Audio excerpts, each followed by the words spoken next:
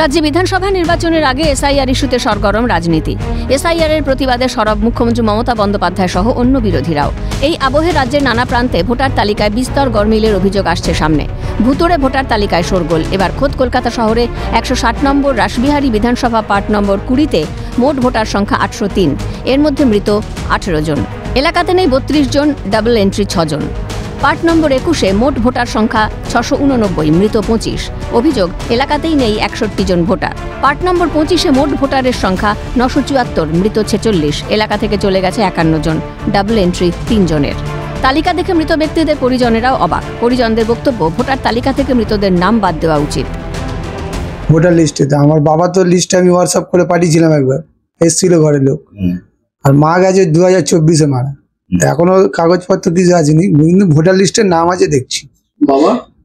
বাবার নাম হচ্ছে সুনীল চন্দ্র দাস, নাম আছে দেখছি।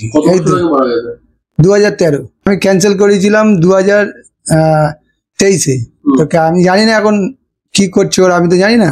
বাবা মারা গেছে 2 বছর, মা 1 বছর। বাবার নাম গোপাল শীল, মায়ের নাম গৌরী শীল। ভোটার কার্ড থেকে কি নাম বাদ দিয়েছে? আমি তো জানি না, কিন্তু এখন দেখছি নাম আছে, নামটা ক্যান্সেল করে দিলেই ভালো। ভুতুড়ে ভোটার নিয়ে শুরু রাজনৈতিক তরজা। দক্ষিণ কলকাতার বিজেপির জেলা কমিটির সম্পাদক তারক বন্দ্যোপাধ্যায়ের অভিযোগ, ইচ্ছাকৃত এই নামগুলো রাখা হয়েছে। তৃণমূল কংগ্রেসকে কটাক্ষ করে বিজেপির দাবি, মৃতরাই ওদের ভোট অস্ত্র। আমরা ইলেকশন কমিশনে জানাবো বলেই সব রেডি হচ্ছি। আমরা আমাদের রাজ্যে জানাবো, জেলায় জানাবো, তারপরে ওখান থেকে যা করার ওনারা করবেন।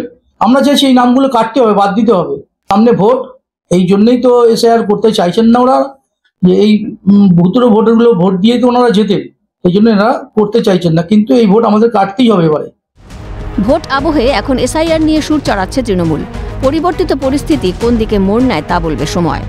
রাজীব নস্করের রিপোর্ট, ক্যালকাটা নিউজ।